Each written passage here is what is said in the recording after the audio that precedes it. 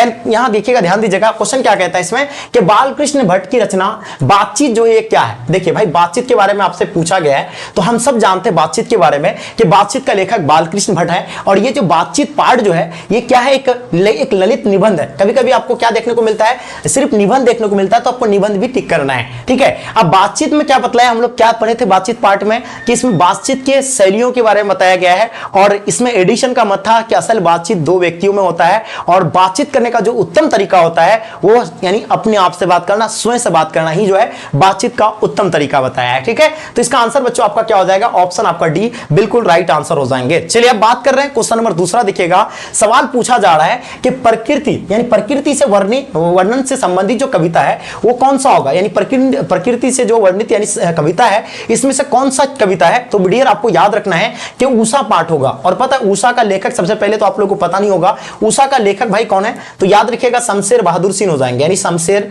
बहादुर सिंह, याद रखिएगा, नोट कर लीजिएगा, बहादुर सिंह हो जाएंगे, बहादुर सिंह, ठीक है। यानी शमशेर बहादुर सिंह उषा पाठ का लेखक है। अब वही बात करेंगे गांव का घर के बारे में, आपको पता होगा इसका गांव का घर का लेखक कौन है ना। तो इसका आंसर तो आपका बी बिल्कुल परफेक्ट है। लेकिन आपको गांव का घर के बारे में पता है, गांव का घर का जो होगा आपका कौन सा हो जाएगा, गांव का घर के लेखक कौन है भाई, तो ज्ञानंद पति हो जाएंगे। कौन हो जाएंगे भाई, तो ज्ञानंद पति, एकदम बिल्कुल याद करना है, ज्ञानंद पति जिसका जन्म 1950 को हुआ था, ये भी आपको याद रखना है, यहां से सवाल पूछे जाते हैं। उसके बाद आपका जो है हारजीत किसका है भाई, तो हम सब जानते हैं कि अशोक वाजपेयी का है। ये हारजीत जो है पार्ट किसका है भाई, तो अशोक वाजपेयी का है, ये आपको याद रखना है, वाजपेयी, जो कि ये है ना किस पार्ट का है, हारजीत पार्ट का लेखक है, ठीक है। चलिए आगे देखेंगे भाई, क्वेश्चन देखिएगा दूसरा नंबर क्वेश्चन जो कि आपके स्क्रीन पे आ गया है। सवाल पूछा जा रहा है अर्धनारीश्वर पाठ के जो लेखक है ना, सॉरी मतलब अर्धनारीश्वर पाठ जो है ये किस विधा से है, ये आपको बताना है। इससे पहले हम सब जानते हैं कि अर्धनारीश्वर क्या है भाई, तो इसमें आधा नर और आधा नारी के बारे में हम लोग इसमें पढ़े थे, जिसमें शंकर और पार्वती के जो है काल्पनिक रूप बताया है। अब देखिए इसका लेखक कौन है भाई, तो इसका लेखक आप सबको पता होना चाहिए रामधारी सिंह दिनकर,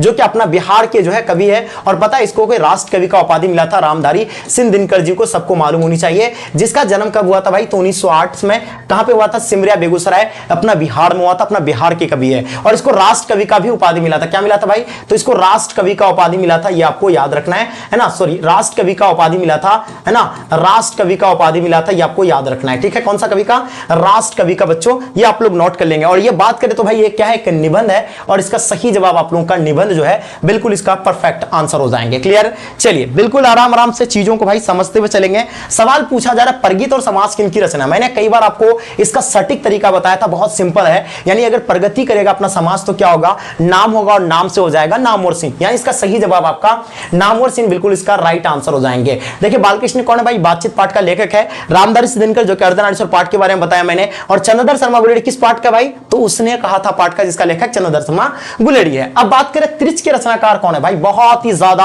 है ना मोस्ट इंपोर्टेंट है भाई, एकदम बिल्कुल याद रखिएगा, मोस्ट इंपोर्टेंट है। अगर बात करें त्रिच के रचनाकार तो हम सब जानते हैं कि त्रिच के रचनाकार होगा उदय प्रकाश जी हो जाएंगे। कौन हो जाएंगे भाई, उदय प्रकाश जी हो जाएगा। और याद रहे कि जैब कृष्णमूर्ति की अगर बात करें भाई, जैब कृष्णमूर्ति पाठ के लेखक जो होगा वो शिक्षा पाठ का है ना, शिक्षा पाठ का लेखक जो होगा भाई वो जैब कृष्णमूर्ति हो जाएंगे। कौन सा, शिक्षा पाठ के लेखक जैब कृष्णमूर्ति हो जाएंगे। वहीं अगर बात करें भाई मोहन डाकेश की बात करें तो हम सब जानते हैं कि सिपाही का मां है ना, आप लोगों को पता है भाई सिपाही का मां के बारे में पता है। सिपाही का मां का जो लेखक होगा वो आपको एकदम बिल्कुल नोट कर लेना है। सिपाही का मां का लेखक उदय प्रकाश मोहन डाकेश हो जाएंगे। और वहीं अगर बात आपका आगे जी के बारे में पूछा जाए तो रोज कहानी जिसका है ना मुख्य पात्र कौन है भाई, रोज कहानी का मुख्य पात्र आप लोग कमेंट कीजिए, जल्दी जल्दी कमेंट कीजिएगा मुख्य पात्र कौन है। ये चीजें मैंने आपको कई बार बताया। अब बात करेंगे बच्चों क्वेश्चन नंबर 6 देखिएगा, इनमें से कौन सी रचना ओम प्रकाश वाल्मीकि की है। देखिए भाई ये लगाइए आप लोग MVVI। देखिए भाई ये आपका पेपर में लगातार कई सालों से पूछा जा रहा है। तो हम सब जानते हैं ओम प्रकाश वाल्मीकि की रचना के बारे में।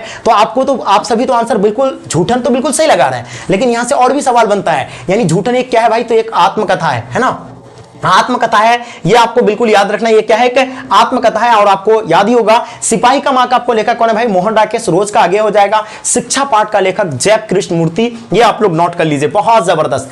आगे देखेंगे बच्चों क्वेश्चन देखेंगे, हंसते हुए मेरा अकेलापन। भाई देखिएगा पाठ क्या है, हंसते हुए मेरा अकेलापन। Very very important question, very very important. बताइएगा कहां पे होगा, तो इसका मलियज हो जाएगा, बिल्कुल सही है और बिल्कुल राइट आंसर हो जाएंगे। जो भी बच्चे आप लोग मलियज लगा रहे हैं बिल्कुल परफेक्ट आंसर हो जाएंगे। मलियज इसका जन्म कहां पे हुआ था भाई, जल्दी बताइए, महुआ, आजमगढ़ या कहां पे हुआ था, जल्दी तेजी से बताइएगा। अब बात करें भाई एक लेख और एक पत्र के रचनाकार कौन है। हम सब जानते हैं कि एक लेख और एक पत्र के रचनाकार जो होगा भाई वो कौन हो जाएगा, एक लेख और एक पत्र के रचनाकार कौन है, तो आप लोगों को पता होगा ये जो लेखक है भाई कौन होगा, भगत सिंह जी होगा, ये बिल्कुल सही आंसर है। अब हम लोग थोड़ा सा भगत सिंह जी के बारे में भी आपको पता होना चाहिए कि इसका जन्म कब हुआ था। देखिए भाई ये आप लोगों को बिल्कुल पता होनी चाहिए कि 1907 में भगत सिंह जी का जन्म हुआ था।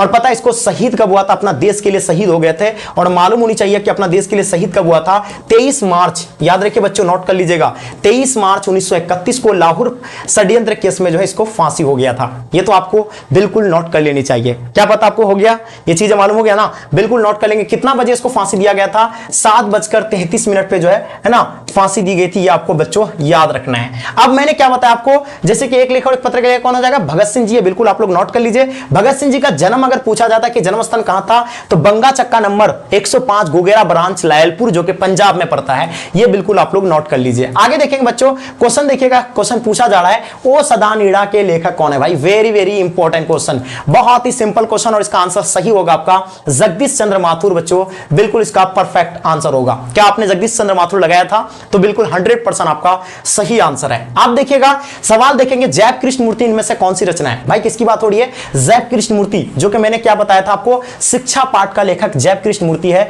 जिसको जैव कृष्ण मूर्ति को विश्व शिक्षक भी माना जाता है। इसका आंसर आपका ऑप्शन डी राइट आंसर हो जाएंगे। क्लियर। अब यहां बात हो गया बातचीत के बारे में, तो पता हो गया बालकृष्ण भट्ट, संपूर्ण क्रांति का जयप्रकाश नारायण, रोज का आपका कौन हो जाएगा, अगे जी हो जाएंगे, बिल्कुल सही जवाब है। ओके, सारी चीजें समझ में आ रहा है भाई, एक एक पॉइंट को आपको नोट करते हुए चलना है। अब बात करेंगे भाई करबक के बारे में। अब बताइए भाई करबक के बारे में बताइएगा, जो कि वेरी वेरी इंपॉर्टेंट क्वेश्चन है। हम सब जानते हैं करबक के बारे में, क्या कबीरदास हो जाएगा या जायसी हो जाएंगे, बिल्कुल सही है आपका। ठीक है, बिल्कुल एक एक पॉइंट को भाई नोट कर लेना है आपको, ज्यादा आपको घबराना नहीं है, आराम से देखिएगा। आप सवाल पूछा जा रहा है साहित्य लहरी किनकी रचना, बहुत ही सिंपल क्वेश्चन है। हम सब जानते हैं साहित्य लहरी की अगर बात करेंगे तो ये हो जाएगा मलिक मोहम्मद जायसी। कौन हो जाएगा, मलिक मोहम्मद जायसी, साहित्य लहरी के रचनाकार मलिक मोहम्मद जायसी। कवितावली के रचनाकार कौन है भाई, तो ये आपका कवितावली के बारे में पूछा गया है, जल्दी बताइए। तो कवितावली का आपका हो जाएगा तुलसीदास। बच्चों इसका सही जवाब हो जाएंगे। क्लियर। चलिए अब नेक्स्ट सवाल देखिएगा, सवाल पूछा जाता है छत्रसाल दशक के रचनाकार कौन है भाई। छत्रसाल दशक के बारे में आपसे पूछा गया है कि यह रचनाकार जो है छत्रसाल दशक की अगर बात करेंगे तो एकदम सीधा सीधा आपका जो है तुलसीदास, इसका आंसर 100% आपका करेक्ट आंसर होगा बच्चों, बहुत जबरदस्त। आगे देखिए सवाल है जयशंकरवाद है ना, आपको क्या, सॉरी यहां छत्रसाल दशक के बारे में पूछा गया, मैंने क्या बताया आपको, तुलसीदास बताया था ना, रॉन्ग होगा। ये छत्रसाल दशक का आपका हो जाएगा भूषण हो जाएंगे। चलिए ये आपको बच्चों नोट कर लेना है, भूषण इसका सही आंसर होगा। ओके, आगे देखिए बच्चों क्वेश्चन देखेंगे, जयशंकर प्रसाद किस वाद से संबंधित रचनाकार है भाई, तो जयशंकर प्रसाद के बारे में आप लोगों को बताना है, जो कि मोस्ट इंपॉर्टेंट है भाई। ये क्या है भाई, मोस्ट इंपॉर्टेंट MVVI प्रश्न है, आप सभी को बिल्कुल इसका आंसर मालूम होनी चाहिए।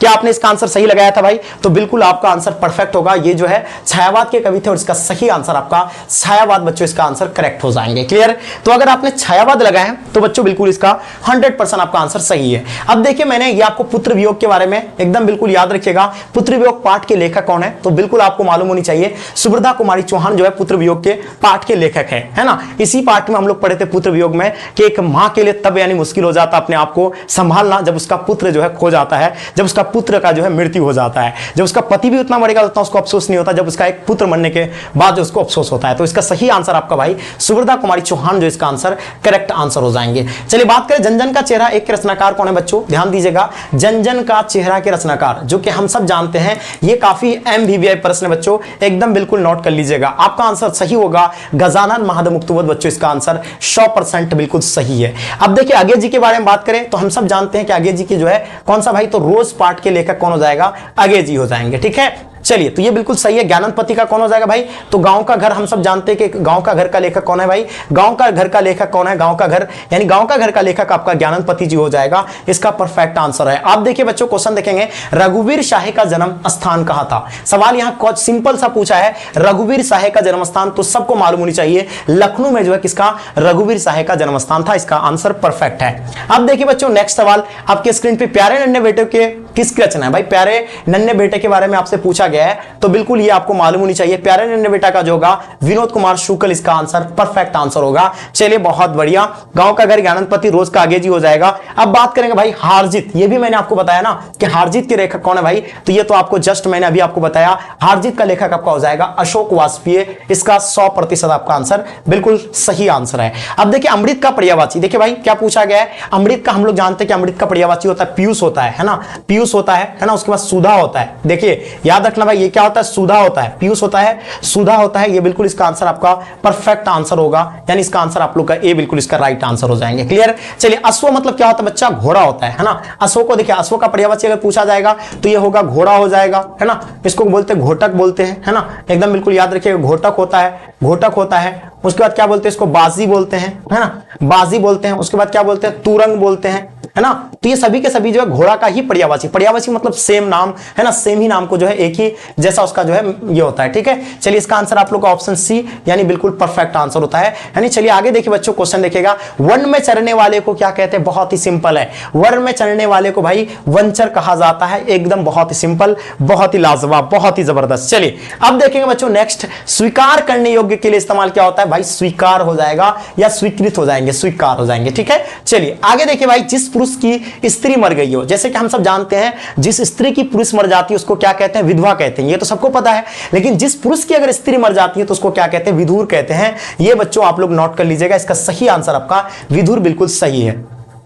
सवाल देखेंगे, रविंद्र का संधि विच्छेद क्या होगा बच्चों, है ना, रविंद्र का संधि विच्छेद, तो हम सब जानते हैं कि रविंद्र का संधि विच्छेद होता है रवि जोर इंद्र हो जाएंगे। क्या हो जाएगा भाई, रवि जोर इंद्र, यानी ऑप्शन आप लोग का आंसर बिल्कुल इसका परफेक्ट आंसर हो जाएंगे। बहुत बढ़िया भाई, बहुत जबरदस्त। चलिए आगे देखेंगे, नेक्स्ट सवाल देखिएगा, सवाल है मानवोत्तर का संधि विच्छेद क्या होगा। तो देखिए ये बहुत ही सिंपल है, मानवोत्तर का संधि विच्छेद मनु जोर अंतर हो जाएंगे, ये बिल्कुल आपका जो है सही आंसर होगा। ठीक है, चलिए आगे देखिए, हम नेक्स्ट देखें षड दर्शन का संधि विच्छेद क्या होगा। तो यह षड दर्शन का संधि विच्छेद आपसे पूछा गया, षड दर्शन का संधि विच्छेद आपका क्या हो जाएगा, षड दर्शन, तो ये षट जोड़ दर्शन हो जाएंगे, ये षड जोड़ दर्शन हो जाएंगे, ये आपका षड जोड़ दर्शन हो जाएंगे। चलिए तो बिल्कुल ये बिल्कुल इसका सही आपका यानी षट जोड़ दर्शन यानी करेक्ट आंसर हो जाएंगे। चलिए अब देखिए जगदंबा का संधि विच्छेद क्या होगा भाई, ये बहुत ही सिंपल है, ये भी संधि विच्छेद आपका जो है सवाल वेरी वेरी इंपॉर्टेंट है, बहुत लगातार ये आपका प्रश्न पूछा जाता है। ये 2018 का प्रश्न आपको याद रखना, 2018 में पूछे गए हैं एकदम सवाल। ठीक है, तो ये होता है आपका जगत जोर अंबा, ये आप लोग नोट कर लीजिएगा, बहुत ही लाजवाब आंसर बच्चों। क्या है,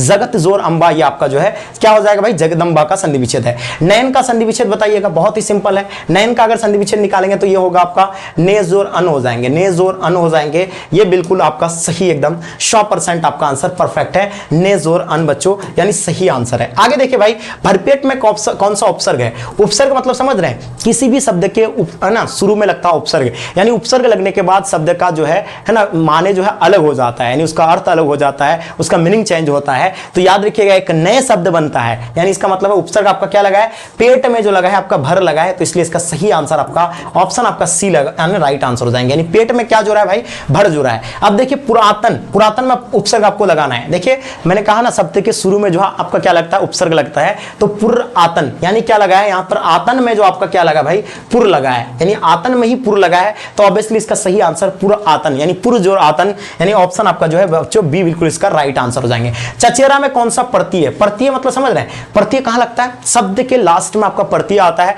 तो उसी तरह आपका अगर बात करेंगे भाई चचेरा, तो लास्ट में क्या आ रहा है आपका, यानी ऑब्वियसली अगर इसका निकाल के देखते हैं तो मेरा क्या आ रहा है भाई, तो एरा आ रहा है, यानी ऑब्वियसली इसका आंसर आपका क्या होगा भाई, ऑप्शन आपका सी इसका करेक्ट आंसर हो जाएंगे, यानी चचेरा बिल्कुल इसका आंसर आपका चचेरा बिल्कुल बच्चों परफेक्ट आंसर लगाएं। टिक आओ में बताइएगा, देखिए टिक आओ में लास्ट में क्या आ रहा है भाई, तो यहां आपको देखना है कि इसका उच्चारण से भी आप निकाल सकते हैं, टिक आऊ लास्ट में क्या आ रहा है, आऊ आ रहा है, तो इसका प्रत्यय जो होता है वो शब्द के लास्ट में लगता है, और यहां अगर निकालते हैं इसका क्या निकलता है, आऊ निकल रहा है, तो आऊ मतलब ऑप्शन आपका ए जो बच्चों इसका सही जवाब हो जाएंगे। क्लियर, चलिए बहुत ही सिंपल है, बहुत ही एकदम निकालने का आसान तरीका। देखिए आरंभ का विलोम, विलोम मतलब क्या होता है बच्चा, विलोम मतलब उल्टा होता है और इसका आरंभ का उल्टा होता है अंत होना। ठीक है, बहुत ही सिंपल है। देखिए अधम का उल्टा आपको बताना, अधम का उल्टा क्या होता है भाई, अधम है ना, इसका उल्टा उत्तम हो जाएगा, उत्तम मतलब अच्छा और अधम मतलब जो है खराब ही होता है ना। उत्तम मतलब सबसे अच्छा होता है। आर्ध, आर्ध का मतलब समझ रहे हैं, देखिए भाई आर्ध का क्या पूछा, विपरीत, विपरीत मतलब उल्टा, तो आर्ध का उल्टा क्या होगा भाई, शुष्क होगा, है ना, बोलता शुष्क यानी सूखा ना, आर्ध मतलब भीजा हुआ जिसको,